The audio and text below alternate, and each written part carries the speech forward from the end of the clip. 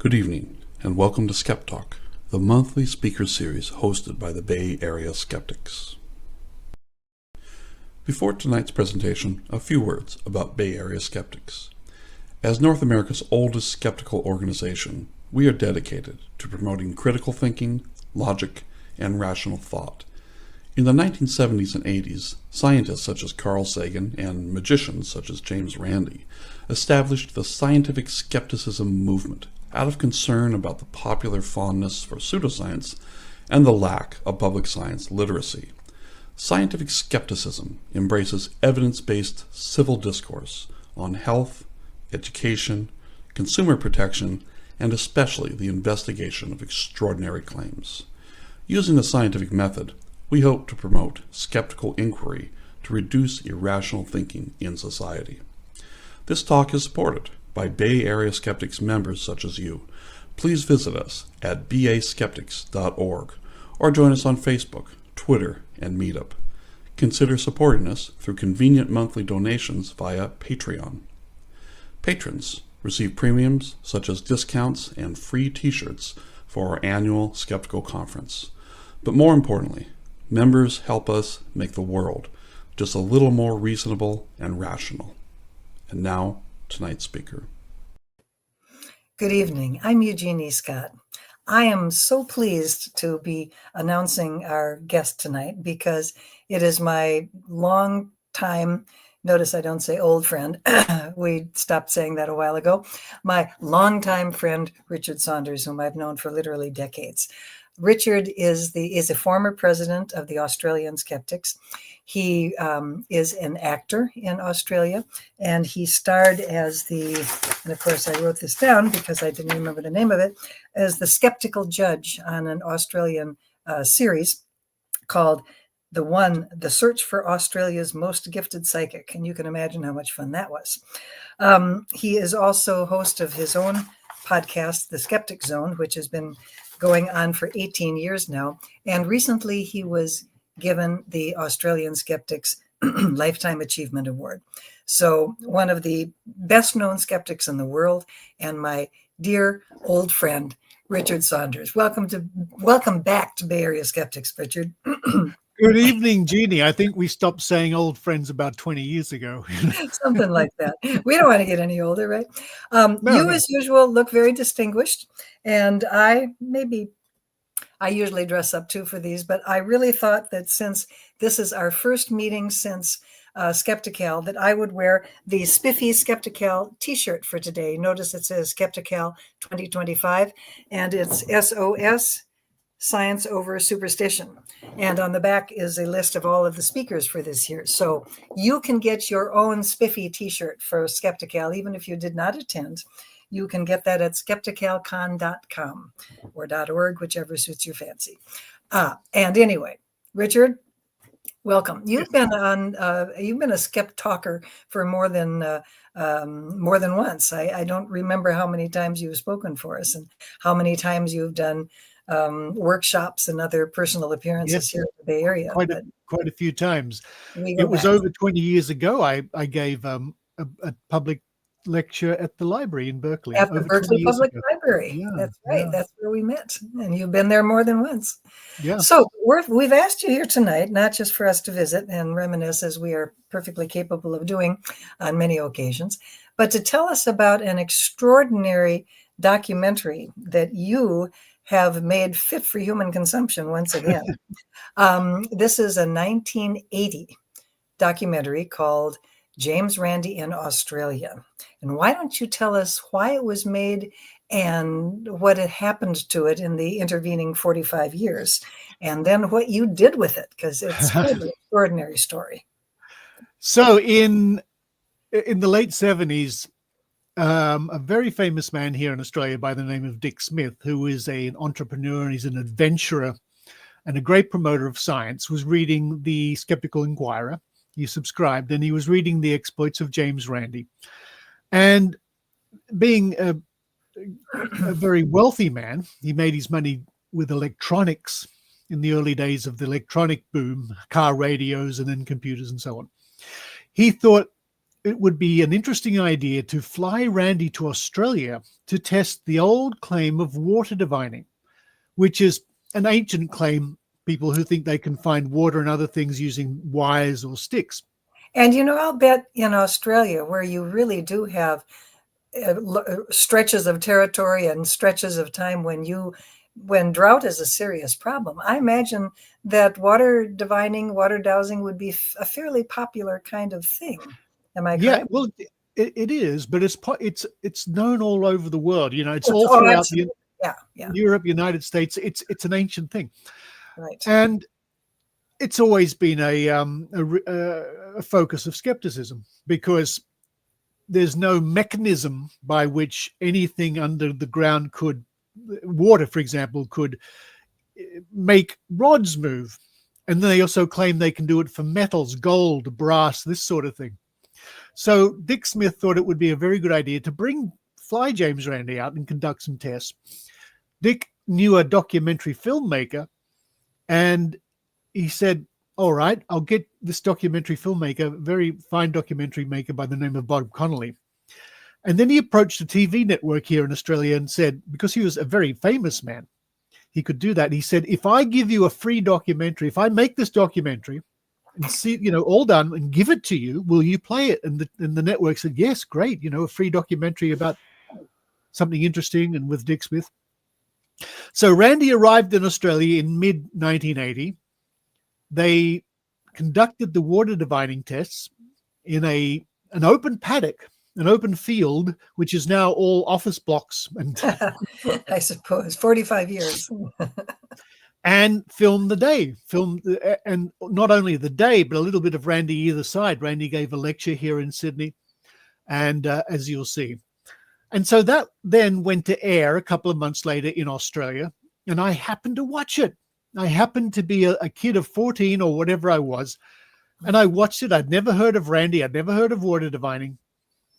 And there's a scene which I won't give away near the end, which just really made me think. I was amazed. I'll talk about it after. I won't give it away at the moment. And it really made a big impact on me. And it was my first real insight into a certain aspect of human nature. So luckily, Barry Williams, who was later to become the president and the editor of the Skeptic magazine here in Australia, happened to record this, because he was interested in this sort of thing, on his home video recorder when it was aired. It was aired and maybe repeated once or twice over the next year or so, as these things often are. At least one of those, if not the initial broadcast, at least one of the repeats he happened to record and put it onto a cassette, put it into his cupboard. Fast forward something like 20 years, I'm getting involved with the Australian Skeptics. And I've always remembered seeing this documentary when I was a boy. And I went and visited Barry, and I said, have you got material that we could archive? I was just able to digitize videos at that stage. The technology had come along. He gave me lots of cassettes, and in them was this documentary. So it was amongst the things I captured. Now, the quality was pretty bad. It was filmed on film.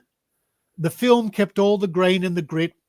And by the time it was broadcast and his videotape, it was muddy. It was not very high quality. It was simply watchable. That's about it. Mm-hmm. And so I think now what we can do in a moment, Jay, I'll get you to run the video, the short video. I've prepared a little video about the before and after, how it looked when I got it, first received it 20 years ago, and how it looks now after I've done a few processes, which you'll get into in a minute. The first process was to get the original file that I had, the muddy copy. I sent it to a listener of the Skeptic Zone podcast who volunteered his computer, and he had a program called Topaz, which uses AI to look at the video frame by frame, gather all the information in adjoining frames and clear it up, make it sharp, bring back the definition, which I was simply astonished by. So, Jay, if we can run the first clip, it'll show you how it used to look and how it looks now.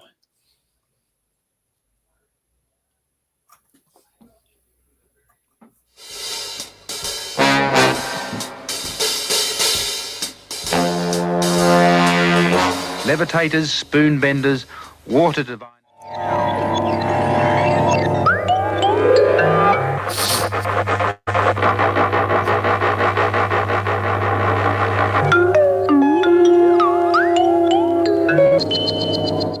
Remarkable illusion taking place here. You will think, if you aren't very careful, you will begin to think that it looks rubbery. Am I correct? Yes. Now, I'm putting very little, hold it very, very lightly. Very, very, so you're barely holding it. Look at this. It failed, and there doesn't seem to be any such power. But to them, they're not acting logically. So what frustrates me is what's the use of doing this if we're not going to... It's true. The only thing you can do, and the only person you're going to convince... In a way, you're a little bit amused. In other ways, you're very disappointed in human nature when you realize that people simply will not learn a lesson, and no matter how much evidence you give. Right. You know, it just... oh, do I get my check back? I was going to say, there's the check and the Richard Carlton check. Yes. And Ted, well, we're going to have Ted as sort of a master judge or something? Or All right. Maybe Ted would be the good man to stay with Scott and with Kent. Right.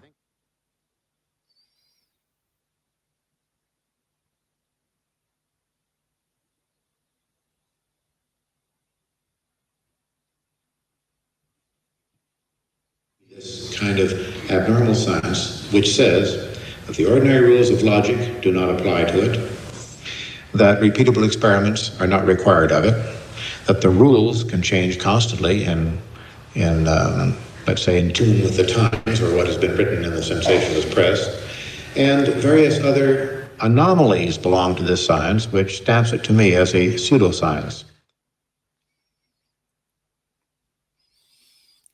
So that gives Whoa, you a the audio too. I mean, that was remarkable as well. So it was really a two-stage process. You took the old crappy video, you ran it through this fancy program that with the huge computer resources, and that cleaned it up enormously. But then you ended up going through and getting rid of all the little scratches and dusty spots. And how did you do that? Well, the AI cleaned it up beautifully, but it restored it to what it looked at, and all the scratches and the nicks and the dirt, well, it kept them all. It doesn't know to remove those, not yet, but that's understandable. So, Jay, if we could run image 1, please. So here's an example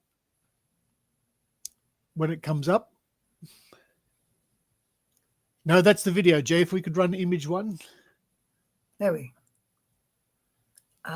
It should be called JRIA01.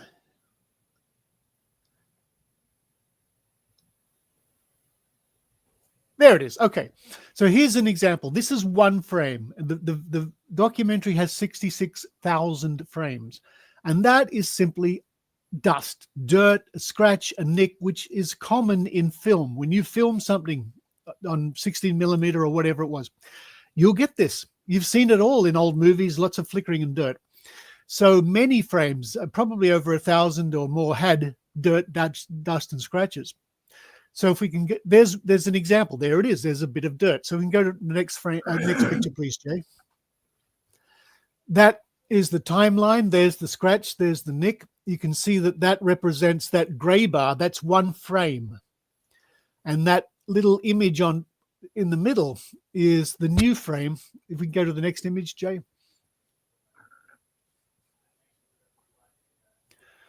And if you can see what I've done on this image, it's more of the timeline. You can see all those little blue stripes there around the middle of the video. They're all the frames I've had to repair.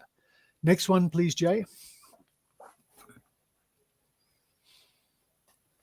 And that is the entire documentary, all 66,000 frames. And you can tell by all the stripes and many more you can't see because this is a compressed image of all the nicks and dust and scratches. So what I've had to do, there was two ways to do it. One, I could clone a little bit of the frame next to the frame with the scratch and paste that little cloned image over the scratch.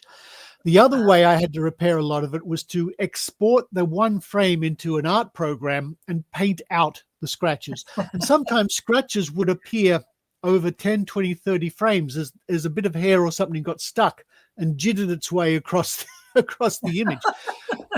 So that was a lengthy process. The green line down the bottom, just before that, was new audio mixes. There you can see where I've remixed audio to make music better and the sound clearer. All of that. And I thought, well, it's worth it, because this is such an important documentary. Because of Randi coming to Australia, it really helped kick off the Australian Skeptics. So for us, it's a holy relic of Australian skeptics, this documentary. And not only for what it did, it has it all. As you watch it, you'll get lots of good skeptical information from Randi, and reasoning and rationale, and a bit insight into human psychology. So, and it was a wonderful example also of how you conduct a test of an extraordinary claim. It is. It's the Australian Skeptics conducted their own dowsing experiment, I believe, in addition to this documentary, correct? It seems to me yes, that several. you have your own. Yeah, this was several years later, though, I believe. Yes.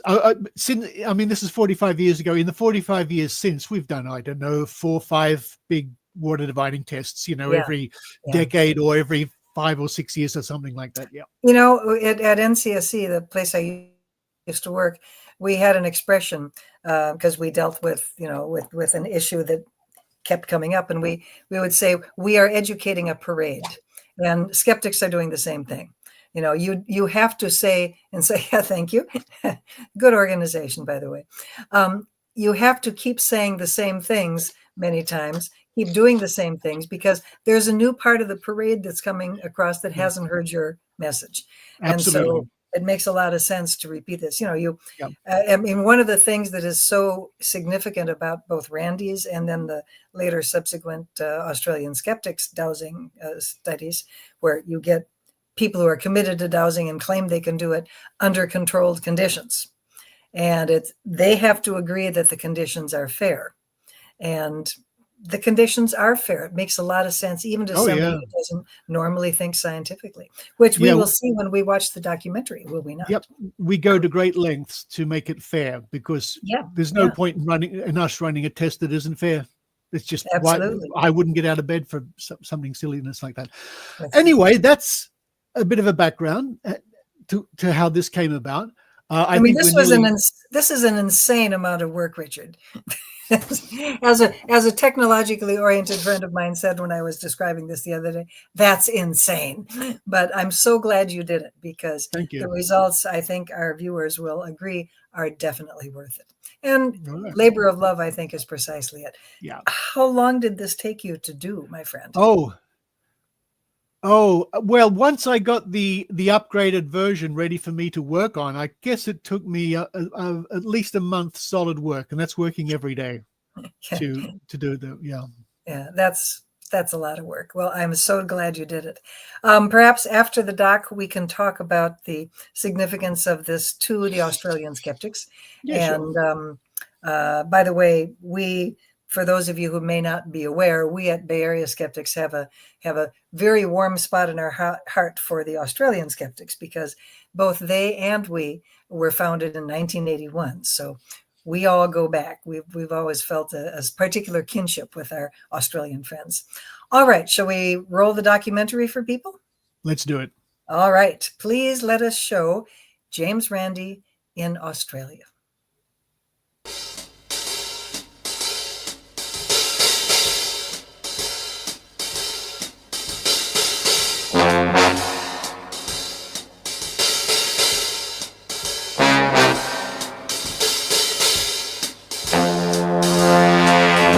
Levitators, spoon benders, water diviners, beware.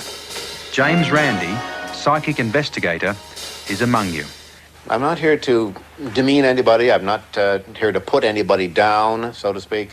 I'm here to investigate. I can anticipate from my past experience, 35 years of it in this business, that it will probably be essentially the same story that it's been every place else in the world. People who innocently deceive themselves, and that small residual of people who go out of their way to actually defraud the rest of their fellow citizens. Now, you've got $10,000 and there are two Australian businessmen who've each got $10,000. That's $30,000 for anyone who can successfully demonstrate the paranormal. That's right. How confident are you of keeping your money?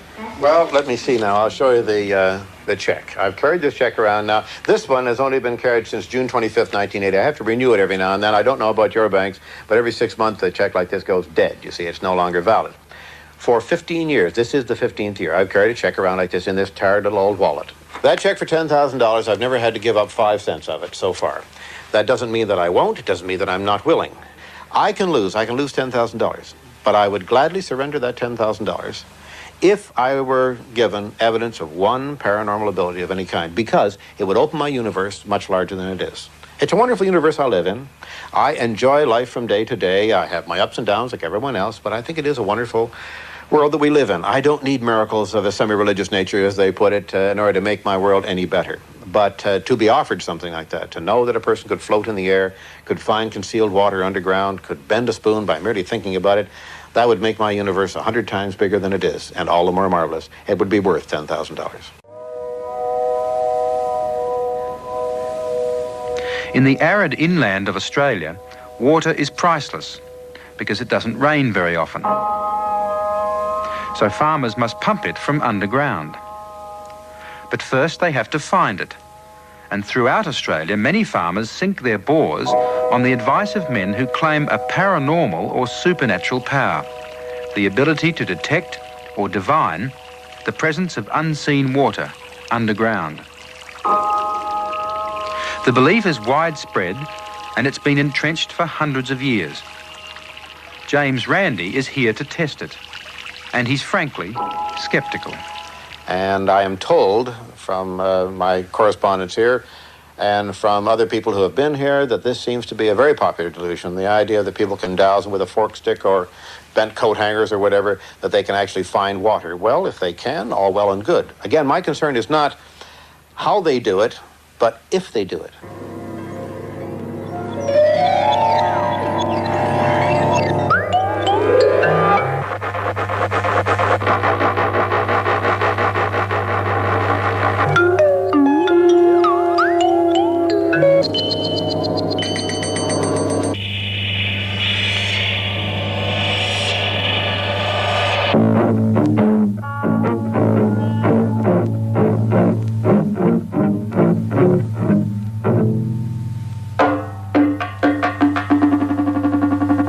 Maybe it's mental, maybe it's a psychic power that's tied up with the brain itself. Do you feel any different after you've been divining? No, not really. Can you do it any time of the day or night? Any time of the day or night, any place. Now, Max, you say that you can divine not only water, but you can divine from aerial photographs and you can divine gold and other metals. That's right, yes. Could you divine a piece of brass that I've buried along this fence here somewhere? I reckon I can, yeah. Let's give it a try. All right.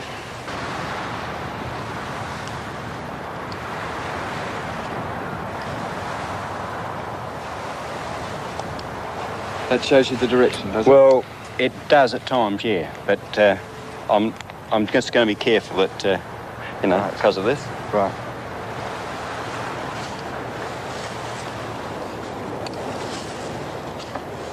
Now, when they cross, what does that mean? Well, when they cross, I should be directly over the top of the gold. Well, either there or partway between my body and it. You're saying it's somewhere down here? Just there.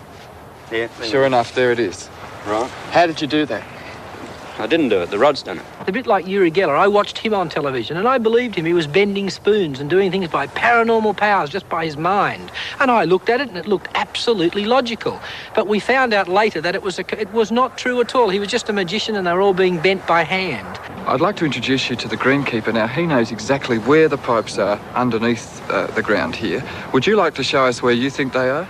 Now, the part of the pipe goes down this way. Yeah. And there's a junction there which sends the pipe back up along the fence, up this way. And the pipe goes this way then? Yeah, straight along there. Is that right? Yeah. That's right. Yeah. Can you make a living out of water divining? Well, I nearly reared my family on it. You really did? Yeah, at Gosford.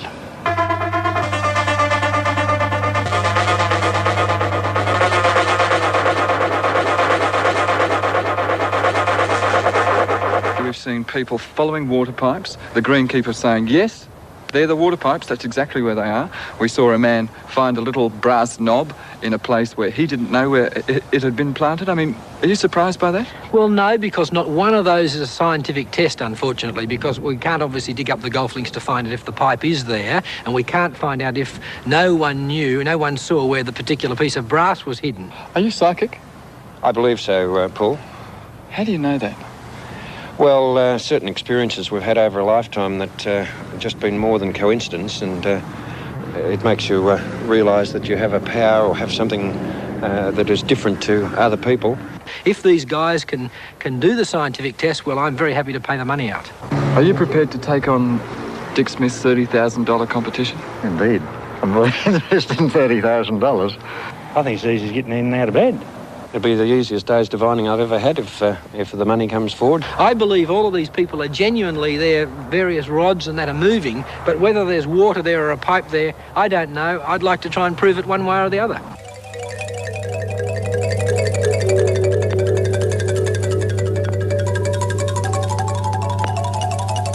The cream of Australia's diviners gather in Sydney to take up the $30,000 challenge of the skeptical trio. Dick Smith, Philip Adams and James Randi. The idea is it's really very hard to keep it perfectly level, and relaxing your hand the slightest bit, it'll come up or it'll go down, one or the other. And you can't see any apparent movement of the hand. It's actually a tense system which is out of balance, and it's very hard to keep it in balance. This thing, I think there's something to it. There must be some. Oh, heavens, we've broken the only prop. Oh, well. Do you think if you see James Randi bending a spoon in the same way that little Ori does, that you'll think maybe Ori was just a magician? I will if I can see him do that genuinely, but... Right. Tell me, when Ori did it, what did he just do it in front of you, or yeah, what? he took the spoon and he just rubbed it and gradually it bent, just like that. Right. And you can't That was bend pretty it. convincing. It's almost... I haven't tried to bend it. I wanted to preserve it as it was. Yeah. Those claiming paranormal powers have enjoyed good and largely uncritical publicity from the Australian media. But now it's the turn of the skeptics. Well, it bent in front of my eyes and the film crew's But why eyes. wouldn't little Ori be sort of used by BHP and all these companies for bending metals and everything? Because, I mean, I really mean that. It just seems incredible. Well, I mean, that's another thing, isn't it? But look, I saw that bend. Now, you can say it didn't bend, that it was trickery or whatever. Right. But until you can prove it scientifically, I know what I saw. Tricks don't look like trickery if they're well done. When a man makes a lady float in the air, if it looked like a trick, people say it looks like a trick. But it doesn't look like a trick. It looks perfectly logical. It looks, if it is not logical perhaps, but it looks perfectly real because the man is giving the illusion of doing that. Randy, what don't you believe in? I don't believe that 2 + 2 = 5. I don't believe in Santa Claus, the Tooth Fairy, and the Easter Bunny. The first I don't believe simply because, by definition, 2 + 2 = 4, and always will, one hopes. I don't believe in Santa Claus, the Tooth Fairy, or the Easter Bunny because there's not sufficient evidence for them. The same breath, I don't believe in ESP, precognition, water divining, spoon benders and whatnot, because there's not sufficient evidence for them either. What evidence there is very sketchy. It's obtained under abominable conditions, and no scientific tests have been done, in spite of claims to the contrary. No scientific tests have been done. Well, here's the spoon anyway that was bent by Ori, the Melbourne boy, several years ago. Can you tell me that that was trickery, even though I filmed it? No, I can't, because I wasn't there. All I can say is it's more probable that it is trickery than that it is a supernatural occurrence, because you admit that the conditions were not scientific and they were not complete whatsoever. No, the conditions weren't scientific, but it appeared as though he bent the spoon. It appeared as if he did, yes. All right, well, how would that be done? How would that sort of trickery or sleight of hand be done? Would you take this spoon and hold it between your fingers like this in front of me, like that? Mm-hmm. Put your elbows on the table. Yeah. So let's present it so that it is thoroughly visible. Now, you're holding it firmly. Pinch it like that so that you have good control over it. Yes. Fine. Turn it just a little bit sideways, a little bit like that. That's fine. Now, I'm merely going to stroke it with my index finger. I'm not putting undue pressure on it. If I put pressure on it like that, I would move your arms, right? Right. I'm not putting undue pressure on it. You're going to get a remarkable illusion taking place here. You will think, if you aren't very careful, you will begin to think that it looks rubbery. Am I correct? Yes. Now, I'm putting very little, hold it very, very lightly. Very, very, so you're barely holding it. Look at this. It appears as if it's getting rubbery. Let go of it for a second, if you will. Now, I'm just going to hold it like this, and I'm just going to... Heavens to Gimbals, is there no end to the man's clever? I did it rather well, I think. No, I think you did it very well, but how did you do it? If I were to tell you that, you'd be as smart as I am. And I don't want you to be quite as smart as I am, because then you wouldn't sleep well at night. Come on. Now, this is, you say this is the one that Ori bent. Yeah. Look, just by stroking it gently at that, it bends. Isn't that fantastic? That's amazing. Now, if I put it beside this one, there's a very evident difference on that tray. Yes. Take this between your hands and see if you can bend it. Go ahead. And it's done. Watch. You see, it was done while you're looking away. That's a different contour altogether. I simply took it as I called your attention to this, dropped it below the table, gave it a bend against my leg. With the other one? Indeed it is. And if you watch the film carefully, you'll see that that's exactly what happened. But can you say that because that was an illusion, that the people who purport to bend spoons are illusionists? No, but I can say there are two explanations. Either that they have supernatural powers, which means that all of science for the last many, many centuries, thousands of years, is down the drain. Law of inverse squares, conservation of energy, then the laws of thermodynamics are absolutely down the drain. We have to rewrite all of that. That's one explanation. The second is that it's a simple trick. Which is the more likely of the two solutions? Of course, the second one, that it is a simple trick. Why are you so interested in showing that some people might be illusionists? I saw a spirit church operating, a spiritualist church, I should say, in which they were apparently getting messages from the dead, with holding envelopes with sealed messages inside them to their foreheads. And in watching that, I recognized that I was seeing something that was in the magic books. I mean, something that was legitimately in the magic books and was a regular routine that was performed by magicians on stage for purposes of entertainment. When I saw that, in conjunction with a few of my comrades at the time, we were all really dismayed. We saw little ladies sitting there with tears running down their faces, believing they were getting messages from the beyond. We saw all kinds of flummery being done. From that moment on, I was convinced of one thing, that I had to eventually use my expertise and my authority in this field to convince people that they could easily be fooled. It's time that the scientists spoke up. It's time also the magicians, who know better in this sort of field, that they speak up and say when they see another magician working. And it's time that the newspapers and the media in general stop promoting belief in this paranormal nonsense, because it is claptrap and flummery from end to end. They must take a rational point of view, and they must introduce a skeptical point of view.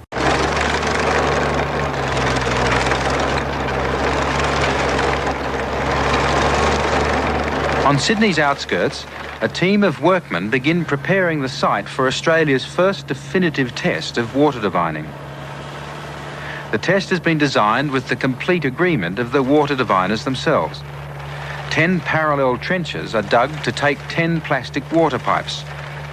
The diviners will have to detect in which pipe the water is flowing. Now what the pipe's 1 metre apart. Where's the tail one going to go? Be about 20 feet down. Right, and that's going to be left open, and can we get little holes in the top of the pipes? Oh, I can, yeah. I'll put valve boxes on all of these. Right, valves. but if we just have little holes in the top of the pipe to know that there is water flowing, Yeah, you know, just to so prove someone that, can see that. so that anyone who looks at it can tell there is water flowing in that pipe. Right, now, have you got, what are you going to use, a bin here? Let's have a look here. Where's the valve box? See, is that okay for you? Oh, that's now water flowing through a pipe like this. Oh, and there's a box. Such a volume. What a beautiful job you've done. Hold on. This valve box will go. Each valve will be in the ground. Yeah. Oh, very good. That's excellent. Excellent. Perfect. Oh, very good. Just hold on. That mounts like there. And that'll just go over the top of it. Lovely. Goes over there. Lovely. We're not going to bury this until tomorrow, are we? No. We want them to see that it is a legitimate setup, that the pipes are in the ground. They must understand every fact about this thing. Up until the last moment, they will not understand in which pipe the water is flowing. Right. In fact, I won't know it because someone else is going to turn it on. Yep. And then we'll bury it after they've seen it today. No, we don't want to bury it until tomorrow. We bury it moments before. Oh. So they're absolutely sure that nothing took place overnight. They're going to suspect, because the powers, I think, will not work, they're going to suspect some chicanery. We've got to show them every detail of it. They must be absolutely assured in their own minds that the test is being done fairly. And then they each do a divining test over the area beforehand to check that there's no water that's going to worry them. Well, they've got to say where it is. And if they say that it's near pipe number 6 or something, then we say, okay, we will not use 6. Then their chances are 1 out of 9. We hope we won't have to do that. You're doing all this work. Do you believe in water divining? Yeah. There's 10 pipes there, right? Yes. And they'll put water in one of those pipes. Yes. And you've got to find out which one it is. Yes, and then they'll drain that pipe, and then they'll put it in another pipe, and they've got to check the water in whichever other pipe it will be in. They've gone to quite some deal of effort and work to try and make it fair for all concerned, and I think we'll find that, in fact, I'm sure there'll be a result, and possibly 10 results tomorrow, the way things are looking. You think the 10 diviners will be able to get it right? I'll be very surprised if the 10 of them do not. I was always sceptical, very sceptical. He found it, but I thought, oh, it's coincidence. I don't know, but I didn't believe it. What's your success rate in water divining? 100%. But I believe it now. What sort of divining rod do you use? So you're right every time? Yes, I haven't failed. It's just off our mulberry tree at home. Some people use steel ones. Yes, Bob doesn't know about that. Some people use steel like that in their hands, and some use the two, and then they sort of cross. Yeah. But if you asked me to depth it with that method, well, I couldn't do it. You can only depth it with the wood. Only depth it with And you the are wood. better with the wood, Farm. Well, the wood is the way I was taught. And I think that this test should go beyond any shadow of doubt and prove to the public generally that water divining is possible, does work, and will work. They're very confident words. I'm sure, well, if you've had success at this game, you become confident in it. What do you reckon they'll say, you know, if they fail? Well, the rationalizations, Dick, you'll be amazed what they come up with as rationalizations. They'll invoke astrological signs, unfortunate aspects of the moon, all kinds of things.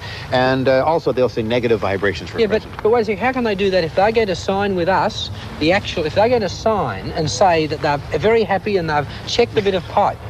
Doesn't make much difference. They'll find a rationalization. Now, I've been 35 years in this business, and you'd think that I'd be able to come up with all the rationalization. I'm surprised. Yeah. The dowsers particularly are very adept at this. Now, to you and me, to reasonable, rational, logical people, they have failed, and there doesn't seem to be any such power.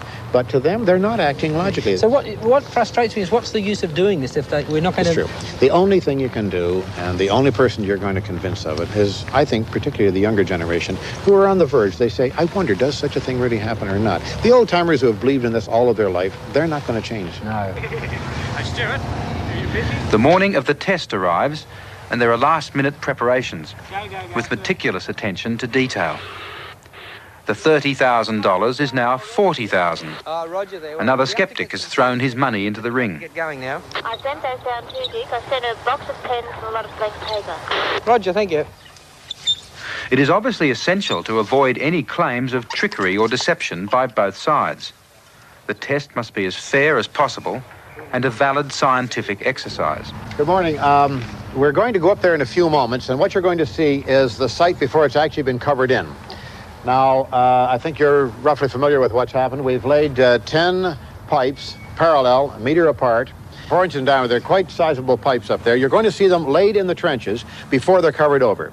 After you retire back here again, after you've asked questions that you want to ask and have seen the setup there, they're going to come in and they're going to cover it over and trample it down flat, but there will be green boxes sticking out of the earth that mark the beginning and the end of each one of the 10 paths. So you can tell very easily where the pipe is underneath the ground. There's going to be no question of that whatsoever. Later on, we'll go through the procedure of how we randomize and we choose one of the paths at random, and then the valves are turned on. The water will be flowing. The judge who is present will determine, A, that the water is flowing, and that it was flowing during the test, and after the test, that it is still flowing until it's turned off. So you'll have absolute assurance that there was water flowing and that it was flowing in one of the pipes. You won't be told any of the results. No one will be told any of the results on any individual test or set of tests until everything has been done. Now, there's a good reason for this, of course. If someone is way ahead of the others and whatnot, it's going to discourage everyone else, perhaps. We don't want any kind of negative influence like that. We don't want anyone to feel discouraged. I've carried experiments like this, and I found out that one does get a residual effect for some time afterwards. I would not be certain in my own mind whether it was moisture within the pipe or a possible magnetic effect caused by the initial flowing of the water. Okay. Now, we have attempted to get around that. That's always a possibility, of course. The site that you'll see up there is built on a slope. There are a couple of feet from one end to the other. The water is being gravity fed. It's being brought in from a hydrant. It goes into a drum, and from the drum it flows into the pipe. So it's not being directly pumped through. It's not being forced through in gushes like that. Not only that, when the valves are opened up, all of the pipes drain out because they are running downhill. Step by step, James Randi takes the diviners through the testing procedure. All have agreed in writing to the conditions. All claim to have successfully divined water running through plastic pipes. Throughout Australia, water diviners are earning good money by telling farmers where to sink their bores. And now the cream of them are about to put their claims to the test. Are you satisfied with the conditions? They appear to be quite okay, Bob, yes. Everything that we have asked for so far has been met with, and I think this is fair enough. This is as much as can be expected. The pipes are covered over. $40,000 are there for the taking.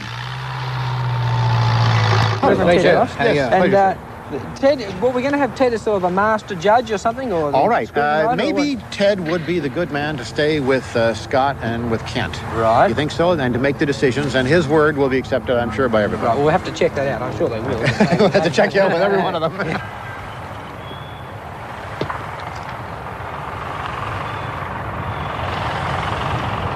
First, before any water is turned on, each diviner checks the area to make sure it's clear of interference. It seems clear. Clear. You find it's clear. Okay, jump right in the square, Ted. Clear. Okay? Put it back in the bag, replace it now. Now, we're going to turn on number 9 right in front of you to see what happens. I want you to go back to that position as soon as we've turned it on. And then you will come down here and ascertain that you get the dowsing reaction here. As soon as it's open, let me know. And now, with the diviner's knowledge, water is sent flowing through pipe number 9.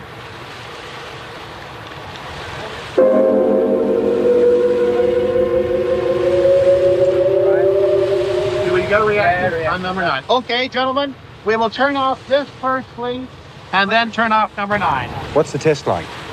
That seems pretty fair to me. So you walked across the number 9 with the water flowing through it and you got a dowsing reaction. Definitely. So theoretically, next time you do it, you won't know which pipe has got the water in it, and you should get a dowsing reaction over one of them. I certainly should. For candidate number 1, the test proper begins.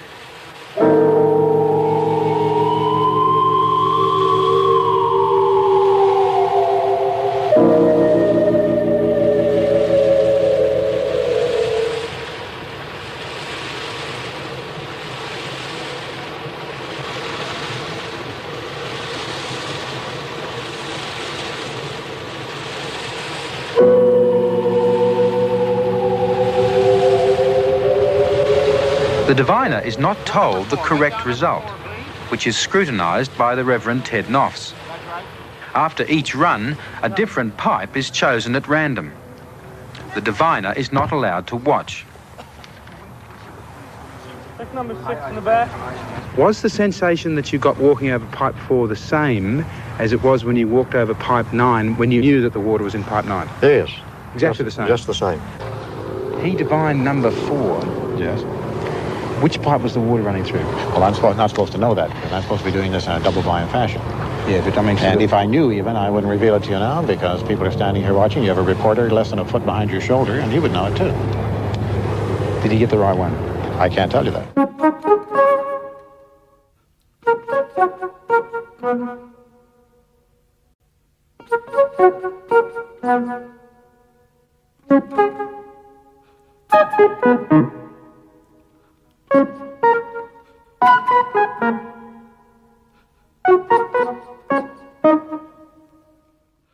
Most of the diviners claim 100% accuracy.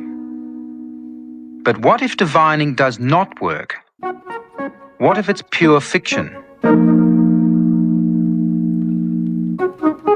If they walk over the pipes and try to guess the right one, then their chances of accidental success are 1 in 10. 10%. That's the figure to remember. 10%.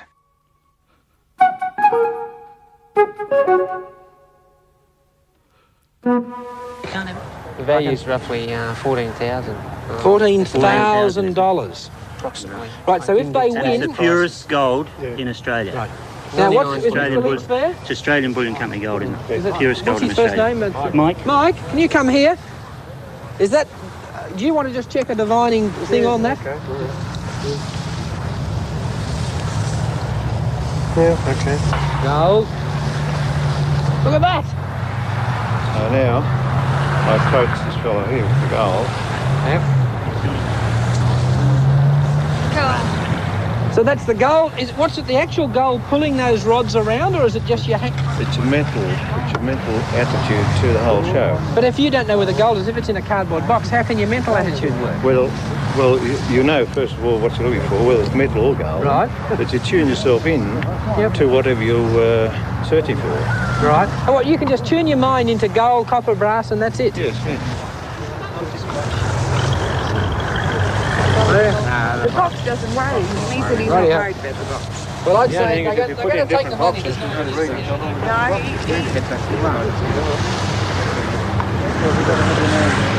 Rightio, can we put it in? No. Oh, no, you'll be doing the gold one. Oh, no, you wanted water. Yeah, I did. No, So you'll I be the should- next water one. No, so I shouldn't try. No. Right. Well, you can try it now if you want to. All the diviners claim the ability to detect metal. The testing procedure is simple. First, each diviner satisfies himself that he can detect the gold inside the cardboard box. And then the gold is hidden inside one of 10 boxes.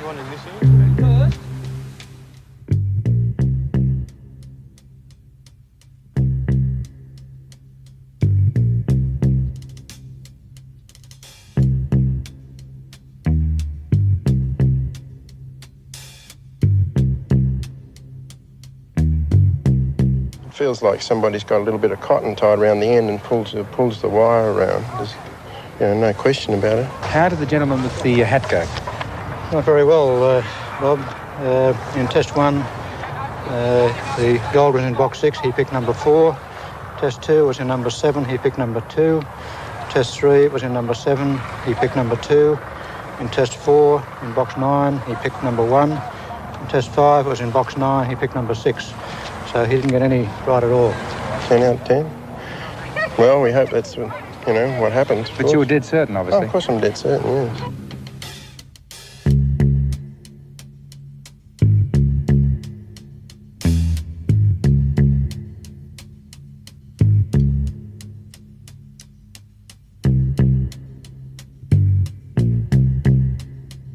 Did you have a go at the gold nugget? Yep. How'd you go? 5 good quick runs. Just as quick as this, look. Went as quick as this. Straight over it. Next one. As soon as I found it, 1. Picked it. No trouble at all? No trouble at all. Just like playground. Play to me. Just like taking a lolly out of a baby's mouth. What was it like? Just like taking a lolly out of a baby's mouth. Not fair. What else can you divine apart from metals? Can you divine water? Yes, I can divine water. What else? Yeah. Oh, just you name it. You can divine anything you want to. Gunpowder? You can divine gunpowder? Gunpowder, diamonds. Just over that object there, that's emitting a form of a beam or ray or whatever you want to call it, and you're just picking up the signal from it. That's for bones. Bones? Yes, I've tried that in the Inglewood Cemetery. It's an old cemetery, and I can tell the length of the body, the width, and the depth.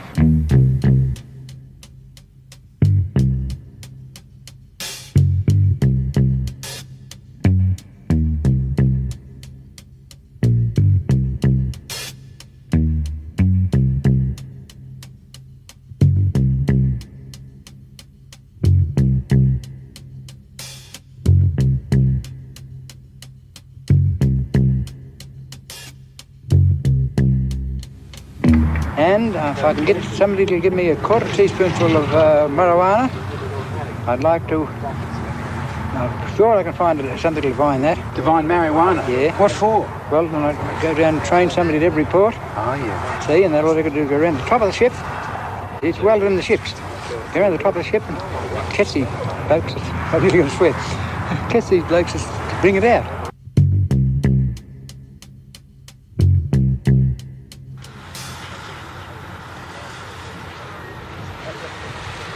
During the day, more than 100 test runs over both water and metal are made by the diviners. And under the watchful gaze of the Reverend Ted Noffs and Father Laurie Drake, who buried their ecumenical differences in the name of scientific inquiry, no skullduggery was observed.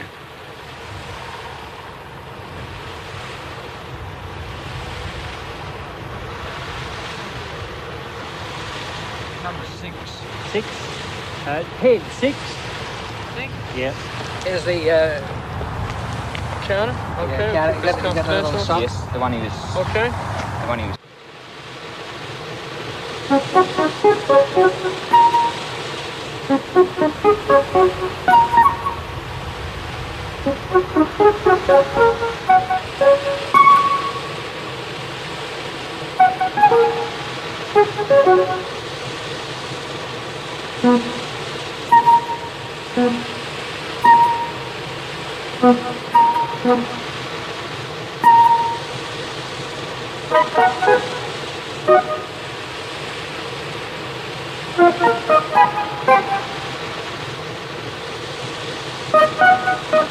Water.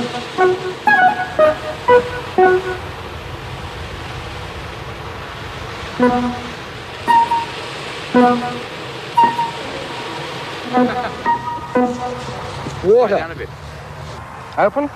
Opal? Yeah, having buying opals. I've got that first guess at Shepherd Murphy told me to try that. No, I don't get it at all. I'm finding water right here. Yes. Lead? Find lead anywhere. This is a bit sensitive. Yeah, but you just tilted your hand, John. No, I didn't. Dick, you don't have to. Just Just walk across at right angles. You don't tilt your hand. Right, I just don't. It's just sensitive, just lightly, and that rules your hand out all. Look! Damn well works. Coal? I found 5 seams of coal and I failed you this. Slowly. You'd better come back the other way. Why is it working with me and it works with you guys all the time? Well, we're tuned Just in, slowly. you see. Slowly. But you're tuned in, I can't see why. I'm thinking of water. Okay, I think you passed the street. There you are, no. Just keep on thinking. Yeah, but I just tilted it, I'm sure, when I thought I was there. Well, let's check you. We've been working on this one for a while. Yeah, but I'm not cheating, I'm not. They done today? The tests that were done, were they adequate to the purpose? The testing, as far as I was concerned, and I think as far as the rest of the diviners were concerned, was done as fair and as square as could be. I'm convinced it's scientific, and there will be a scientific explanation.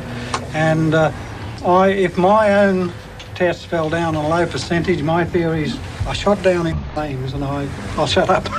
Now, I remind you, the estimation that was made in some cases was as high as 100% on success in these things. The lowest estimate was 80%.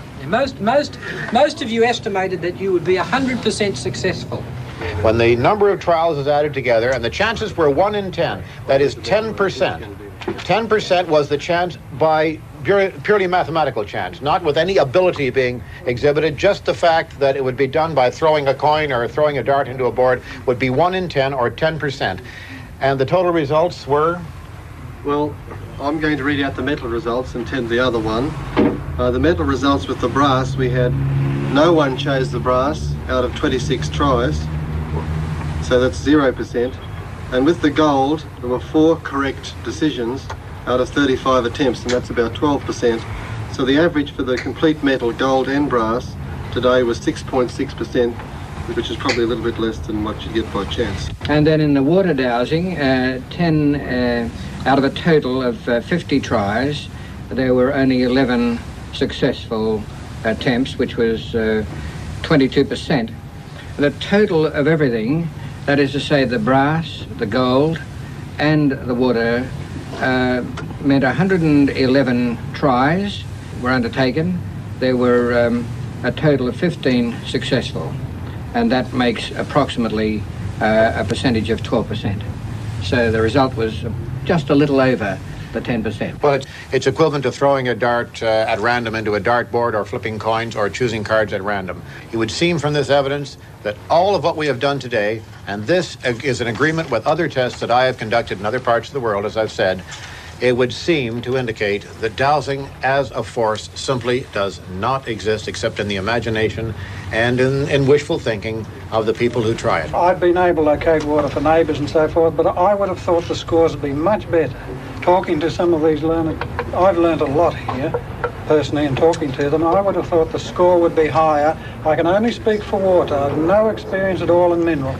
Psychologists will tell you there's such a thing as an ideomotor reaction. Ideomotor reaction is an unconscious reaction in which the person who's operating the machinery or whatever unconsciously tilts or very, very slightly changes the position of the hand or however the thing is held.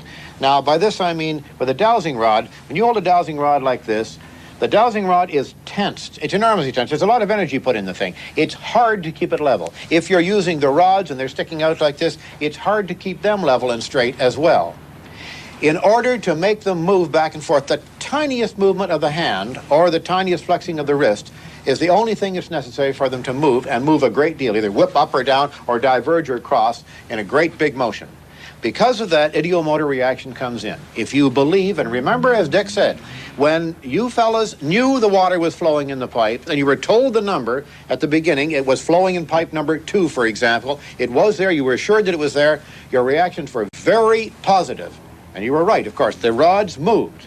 From then on, it got very difficult, and then the decisions were wrong from then on. Not always wrong, but certainly well within chance. An awful lot of people seem to believe in water divining. The cameraman who's filming this, the sound recordist believed in it. A lot of the judges believed in it. Ted Knopf's believed in it. The priest believes in it. How is it so widespread when it's proving to be nonsense? Well, I think the reason water divining has carried on for so long is because water itself is so widespread. Most of these diviners gain success because they work in areas where the groundwater conditions are extremely favourable. So, in fact, they can't miss. The green shaded areas show the extent of Australia's underground water. As the man said, it's hard to miss. Ideomotor reaction, extensive groundwater, and its total failure under test conditions. This should lay to rest the phenomenon of water divining. Of the dowsers who are here today, I'd like to see a show of hands. How many still believe in dowsing? Let's have a show of hands. Okay, we've got 1, 2, 3, 4, 5, 6, 7, 8, 9, 10, 11, and 12. What newspaper are you from? The Telegraph, sorry, yes. Now, we did over 100 tests, and the diviners thought that they would be 80 to 100% accurate, and in fact, the accuracy that was worked out by the independent judges, Ted Knopf and the other judges, was 11%, which is virtually the random way that it would go. I've noticed over the years that if the sunspots interfere with divining, take the gold, once it had been in a box for a short period, then that puts in what some people call a remnants. Even though all the tests have failed and they said they were very confident and happy, they said that they would be quite, they're still quite convinced that dowsing works. Any volume, any amount, Yeah. any duration, any... Even though, unfortunately, this time they're all proved that it doesn't work. In a way, you're a little bit amused. In other ways, you're very disappointed in human nature when you realize that people simply will not learn a lesson, and no matter how much evidence you give. Right. You know, it just... oh, do I get my check back? I was going to say, there's the cheque, and the Richard Carlton cheque has to be given back to him, Philip Adams, and my cheque. So next time, is it still open? I think we keep the offer open. Oh, indeed, any time at all. I'm game as long as you are. By the way, you guys, the offer is still open. I've just checked, $40,000. If you can get together in a group and come up with something that we can test, any paranormal activity or water dividing or something, Anytime. It's open. We're genuinely interested in trying to at least get the minutest skerrick of evidence. I'd love to have something. It's the skeptics with yet another paranormal specialty. A variation of this one fooled investigators in Russia for months. Woo-woo. Okay, now don't bring your finger in. Blowing it. Are you? Are you blowing it? Oh, You pay too much Isn't attention to that this. it? Did you notice that? You pay too much attention to this business. Watch now as the hand moves it. Watch my mouth. Look. Yes. And then when you want to go the opposite way. Yeah. Oh. I knew he had lips up his whiskers. Yes. But watch this. Watch this now. Here's a better one. No. See? It's astonishing, isn't it? Try it yourself. Tell me, do you think, you know, if people believe in these things, is there any harm even if they are deluding themselves? Of course there is. There's an enormous amount of harm in any kind of lie or deception. Whether it's political, whether it's scientific, it makes no difference. I think I've got a general principle in life that deception is a harmful element in life. And if a younger generation is raised to believe that there are things that go bump in the night, that there are marvelous things that can happen to them if only they'll subscribe to the Maharishi or whatever, then I think we've got a very big problem. We have to reach in, you have a serious problem here. I have to reach in a little further. And I hope that I can.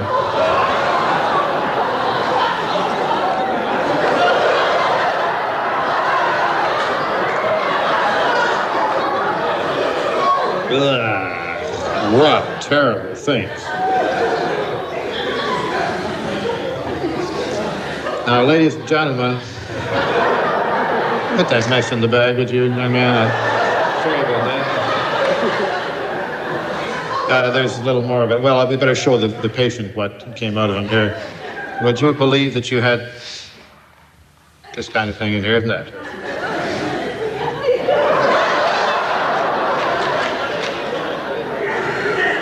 If you're all right, now let me just I've got to heal the whole thing now after I've made such a terrible mess. So I would suggest that you take a good long bath tonight. Yeah, that's what I'm saying.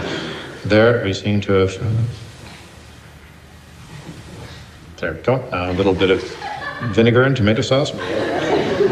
Okay. Sir, I want to thank you very much for coming up on stage. If you'll get dressed now, you'll look very disrespectful. For 35 years, James Randi has used humour and trickery to try to convince people that unquestioning belief in the paranormal can be a dangerous thing. I hate to wash up in front of the audience like this, but we surgeons have to do things when we can. Okay, folks, it looks amusing. Psychic surgery works all right. It makes the psychic surgeons very wealthy.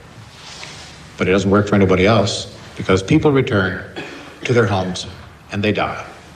There seems to be this kind of abnormal science which says that the ordinary rules of logic do not apply to it, that repeatable experiments are not required of it, that the rules can change constantly let's say, in tune with the times or what has been written in the sensationalist press, and various other anomalies belong to this science, which stamps it to me as a pseudoscience. Pseudoscience can be a very dangerous thing. Many people think that I oversell my case. There was a gentleman in California who started up a church, a rather shaky foundation for a church, but part of the foundation was the fact that he thought that he could impress people, and indeed he found he could, by saying that he could resurrect the dead. And in his church regularly, he would bring in dead people and resurrect them, apparently. He would reach into the bodies of parishioners and take from them various substances which he said were deadly tumors that otherwise would have killed them. They believed. They believed that because he had these supernormal powers, that he had direct contact with some god or other. His name was Jim Jones. I think we have probably not yet forgotten, though the memory may be somewhat dimming, that colossal tragedy known as Jonestown. 1,000 people, straight to death, poisoned their own children and themselves because they believed that Jim Jones had the way to salvation. And why did they believe? Partly because of what he said and because he had great charisma, but very, very much because he did miracles. Certainly not for those ones.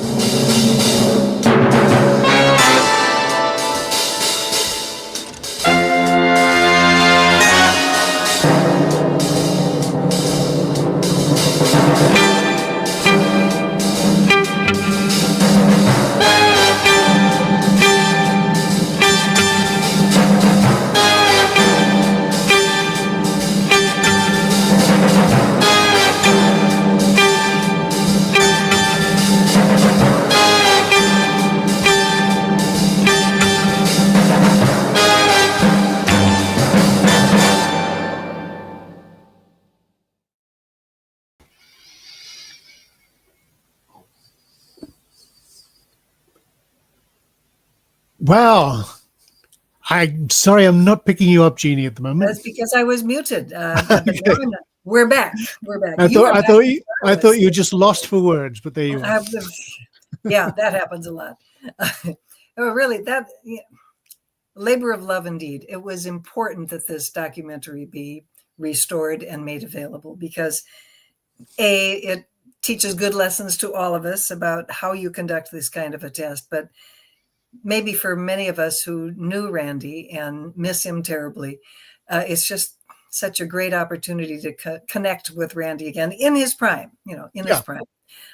Many people, he lived a very long and full life. And I think a lot of the younger skeptics met him only when he was very, very old, although still quite dynamic and yes, till the end. But it's really great to kind of see him as a younger man.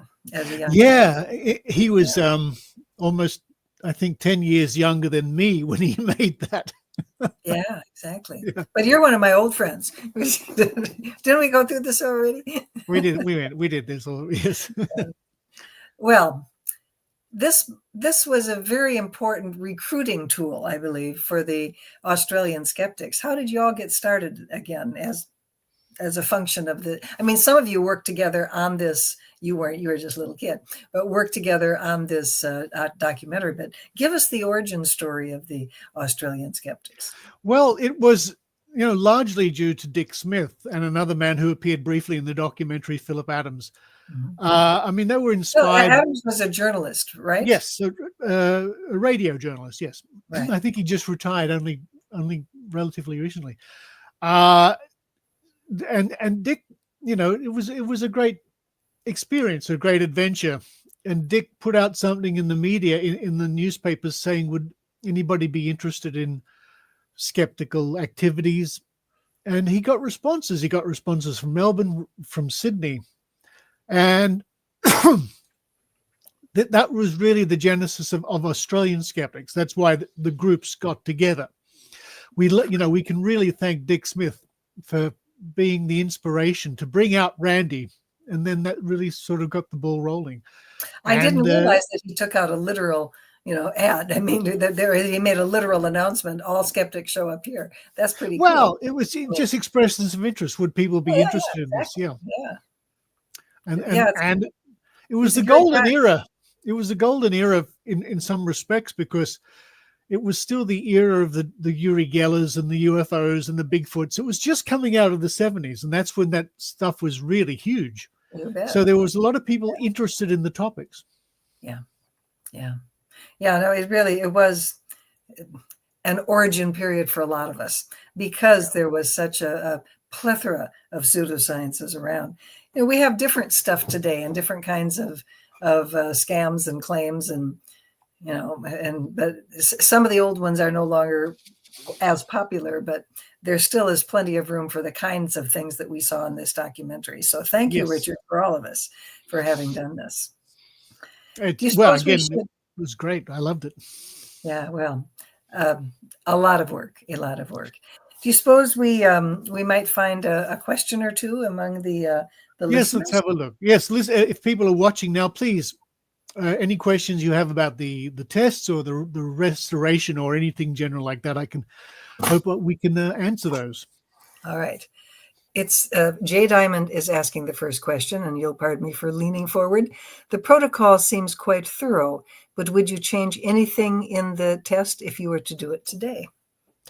I honestly can't think of anything, because you would have noticed in the video how Randi took the diviners through everything and made sure they were clear as to what the test was. The pipes weren't buried until they could see where they were. They signed off. It was amazing. Yeah. They signed off.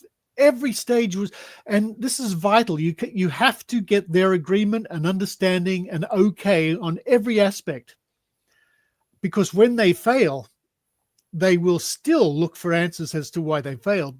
Sure. But at least you can say, but you said this, you said this, you said this. And notice even the judges were neutral parties. Yes. Neutral in the sense of not associated with Dick Smith and his gang. That's right. There was a minister and some other people that would be considered neutral parties. Interestingly enough, some of them were, on the side of the dowsers, we know you can do it kind of thing. And then they, the data don't lie. They had to take the data as it was. It's good to have impartial overseers, but any test that we conduct have to speak for themselves. There can't be any room for interpretation. Either it worked or it didn't, because once you get into the murky area of interpretation, they will always scream, I did it, you won't accept it. They sometimes scream that anyway, to be honest. Right. But no, I wouldn't. I don't think there'd be much at all. I mean, every test is different, depends on the circumstances. But what you saw in that documentary is a great outline, a great overview on how to conduct these tests. Yes, indeedy. I had an idea that sort of slipped away. I'm sorry to say. Well, it probably wasn't that profound anyway. Oh, yes, I do remember it now. Now, the Australian Skeptics have conducted a number of investigations of this sort. Could you tell us a little bit about them? Because I think a lot of the people over on this side of the Pacific are maybe not as familiar with the very active Australian Skeptics, which, of course, has been active since 1981, we remind you. That's right. I remember the wristband one, for example. Yes, that was probably one of the most famous ones. There was a device 10, 12 years ago, where you put it on your wrist like that, whatever, and it was just made out of rubber with a few holograms, and it was marketed as something to improve your balance, strength, flexibility, concentration, blood pressure, on and on and on. And it was a sham from beginning to end. And I had the opportunity. I contacted a television show, and they agreed to do a test with the Australian distributor of Power Balance, the wristband. And all I did was I employed a 6-sided die, and we did a random test. So we had volunteers. One of them had the device about their person. Nobody knew who had it. And the distributor had to test all their strength. And he failed something like 6 out of 6 tests. And it was, I mean, I knew it couldn't work, but sure. They were making millions of dollars. And it was shown on national TV that it simply didn't work. And eventually the company went into liquidation. But it's nice to have a victory every now and then. But apart from that, we'll test any paranormal claim. We've tested water divining many times since that test. I also remember I believe it was a test. It might have just been one that, because of face validity, that it was so stupid that you didn't need to do a test. But tell us about, I mean, we in California are, of course, quite interested in the quality of wine. And I understand I understand that there was a commercial enterprise in Australia that had ways of improving your wine. In fact, yes, turning water into wine. I'm gonna disappear for about 10 seconds to see if I can find what you're talking about. I always keep it handy. And you never can tell when you want a glass of wine, Richard. So. You never can tell, but I always keep it handy. Keeping it handy is important. Except for the times where I have to display it and then I can't find it, which is right now. Never mind. Okay, so it's normally sitting in my cupboard. But it's about the size of it's a credit card. Credit card, I believe, yes. So imagine this card. Oh, look, it's the Skeptic Zone. Oh, amazing. There you go. It's a credit. It's okay. The wine card is the same size as a credit card. It's made out of cheap metal, and it's got a picture of a wine glass on it. And the claim was that you could pour some wine into your wine glass, glug glug glug, get this card and rub it on the wine glass like this, and it would improve the taste of the wine. I mean, what next? But I mean, they made money out of it. And we ran 2 really fun tests where we had lots of wine and lots of people testing wine. And I wrote, all these things we do ended up in the magazine, the Skeptic magazine from Australia, which had its final edition, paper edition, just earlier this year. It's going online. But I can tell you the viewers now, but if you go to skeptics.com.au, you can help yourself to over 40 years of our magazine for free. You can simply download the PDFs. And so all our adventures and reports end up in the pages of that magazine. I mean, the wine card was a scam from beginning to end. It's just ridiculous. Yeah. And what's just ridiculous is I should just grab it and show it to you, but yeah, I can understand why it is not being carried about with you. Although, next time you come to California, do bring it. We might improve you could probably improve Charlie's wine. You know what? We should do a big test in California. I think that, it's hiding. Now, is that company still a going concern? No, I mean, the last time I looked, the website was defunct. They had a YouTube channel, which was really interesting because it had their demonstrations and right. bits and pieces. I downloaded all the videos. You have to know how to do it, Richard. I'm sure there's a technique, I'm sure. If you look into the archives I've shared with you, Jeannie, you can find the videos from the wine card. But the videos were very instructive because they had their marketing video and they had videos of them doing it in live demonstrations. And from a skeptical point of view, we found that very instructive. Anyway, that's all gone. They took all that stuff down. Yeah. Well, it is encouraging when commercial enterprises like that do fail. It is, it is very good. Sometimes they do. I mean, sometimes the product is just so silly. but people still bought it, you know. Yeah. Well, you know, I remember when the power balance was a big deal. And I remember I was working at NCSE for the time, and one of my employees' son was an athlete, and a bright kid, high school kid, very, very bright kid. Both of them were. And I mean, not the father. The father was too, but both of the sons were very bright. Anyway, I'm digressing. And I was explaining, I guess, to the dad when the kids were around, oh, you know, my friend Richard has been doing this silly expose of this silly wristband. Supposedly, you put this rubber, you know, circle around your wrist, and it improves your athletic performance. And the son was going, really? Really? Can I get one? And I was, no, no, it doesn't. I mean, but there's the whole idea that there might be something. Yep. There might be something that would. I mean, this was a really smart kid, but athletics were really important to him. Yeah, yeah. The idea, and I think that's the case. We had a Skep Talk. Forget how long ago it was, on sports related pseudoscience.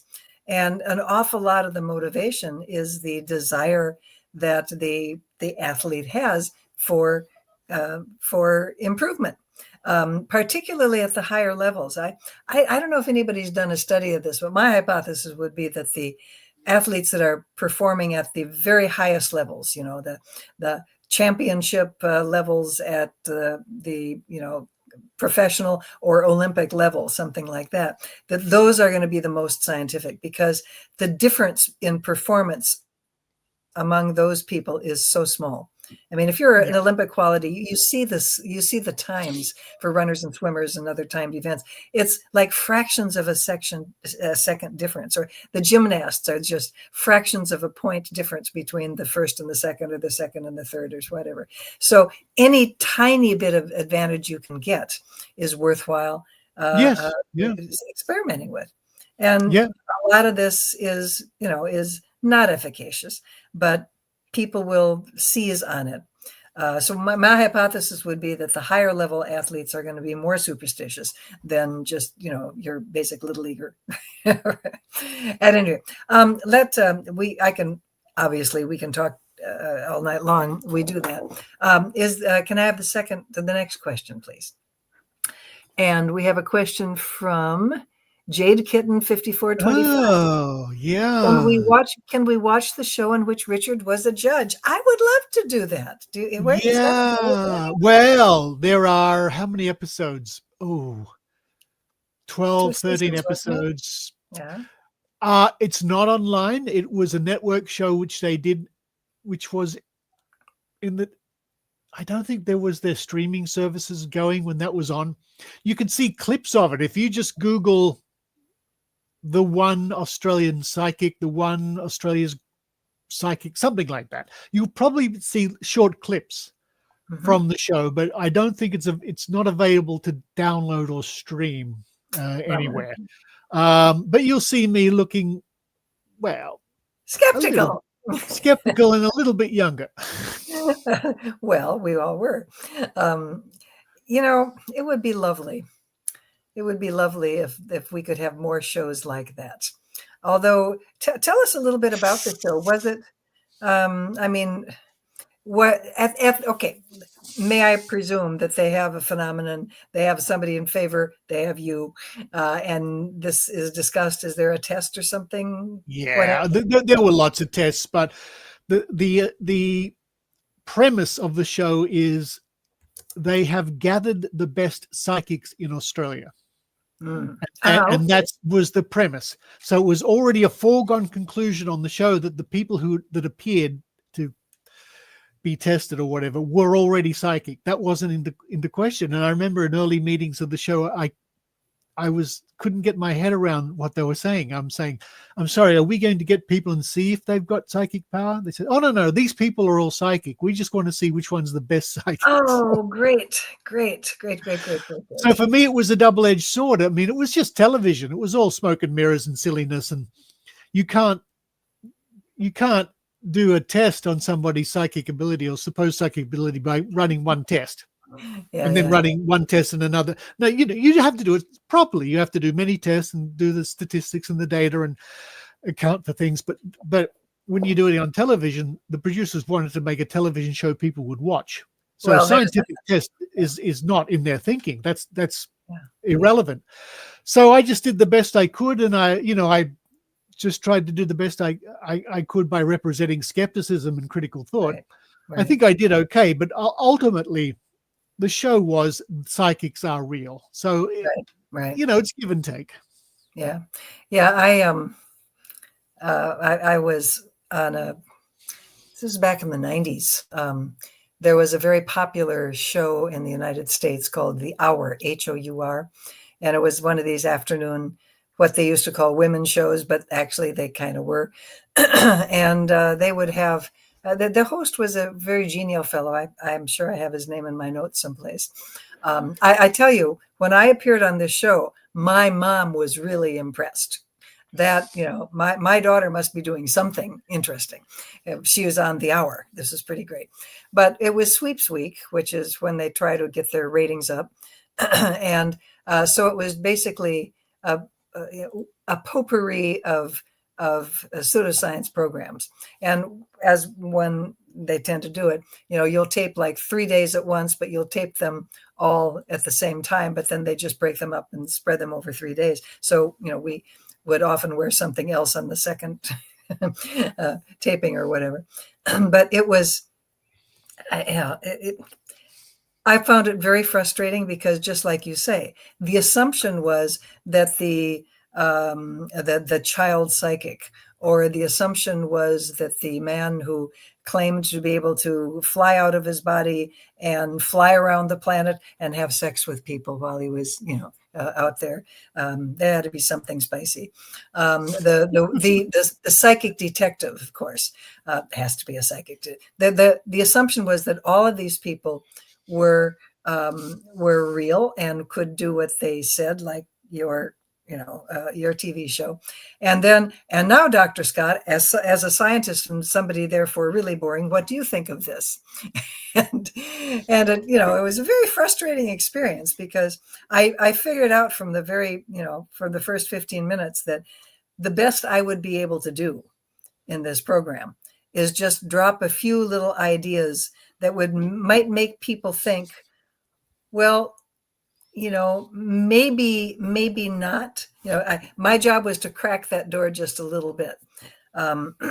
Mention, well, the thing about children who cause not poltergeist, when things fly through the air. Poltergeist. Telekinesis. When telekinesis occurs, what is often the case is that you just haven't watched the kid through when nobody was watching. And, I would bring up things like that and bring up, for example, when the psychic detective showed up with a piece of, with a kind of an old ratty, dirty, apparently she claimed it was a bloody shirt from a victim. And she was saying how, yes, I was able to tell the police that this person had died near water or something equally useless to the police department. And, when it was my turn to come on as the psychic and as the scientist and therefore somebody really boring, I would say, do you really think that the police would allow evidence to be taken out and brought to a television show? And that really made him very, he never, the best I could do, just crack the door a little bit for the listener, make them think, well, maybe there's something that I should think about more carefully with this whole phenomenon. Anyway, TV has its problems. Radio is much better. You know what? Much longer stretches to talk about things. I can't find the real example of that card I was looking for. It's hiding over there somewhere, but I did find a picture online. So that's what it looks like. Very good. That is the premium wine card. Yeah. So you rub that against your wine and you get better tasting wine. And it was just a joke. Who could complain? All right.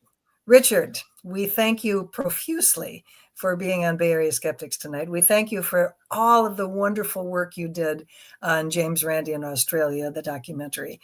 You have really done a service to your fellow psychics in a very real sense. My fellow psychics are very pleased. I mean, the skeptics. I was giving you all this praise, and then I totally blow the line. But you know what I mean, and probably I know what you mean, and it's gratifying to know that thousands of more people have already seen this documentary. Exactly. Online. Yeah, if people out there it's archived here now, of course, but if you want to see it as the uploaded version from me, just Google James Randi in Australia and you'll find it. Or send your friends to the Bay Area Skeptics September show, and you can see That's it right. in the context of and learn how it was so improved from the original version. I'm going to tell everybody to be sure to check out the Skeptic Zone, which drops every Sunday here in the United States, a very worthwhile magazine type skeptic show where there's a number of different topics throughout the hour, and a very interesting show. There's always something different every week. I enjoy it enormously, and I would encourage you all to listen to it and let Richard know. Richard, I thank you again. But I'm going to ask everybody else watching to please hang on so I can tell you about next month's program. Richard, again, thank you so much. See you again, my friend. And for those of you who are going to be here next month, I'm almost as excited about our next month's speaker as I was about having my old friend Richard, because our speaker next month on the date of October 9 will be the science journalist Carl Zimmer. Carl Zimmer, you have read him in the New York Times, you have read him in Discover, you've read him in any number of other publications from National Geographic in all directions. You've probably read one of his many, many books, and he will be telling us about his most recent book, which is called Airborne. And it's a discussion of how we found out all the things that are carried in the air we breathe, that the air we breathe, we discovered after a long and somewhat checkered history, is full of organisms. It's full of living things. And a very good example of this, of course, was the COVID epidemic, because it took us a while to figure out that it was spread through droplets, which are suspended in the air. They are airborne. And he has many, many, many other very interesting topics to talk about. So please join us next month, October 9, the second Thursday of the month, as ever, here on YouTube for the Bay Area Skeptics Skep Talk. And thank you so much for joining us tonight. See you next month.